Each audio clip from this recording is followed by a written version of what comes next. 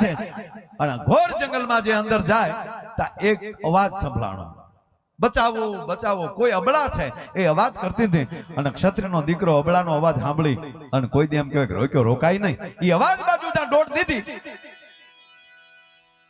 તો એક વિકરાળ કાયા વાળો માણસ એક અબળાની પાછળ પડ્યો અને એ દીકરીને અર્જુને કીધું બેન મારી પાછળ વી આય. અને ઓલો જે હાલ્યો આવતો હતો ને કીધું ખબરદાર જો હવે એક ડગલું આગળ ફેરો છો તો મારી ભૂજાઓની તાકાત ની તને ખબર નથી. એટલે ઓલા કીધું ભાઈ તું તારા કામે જાણે જે હોય તકબર તું ઓળખતો નથી તો અરે ભાઈ ઓળખવા નથી નીકળ ને યાર.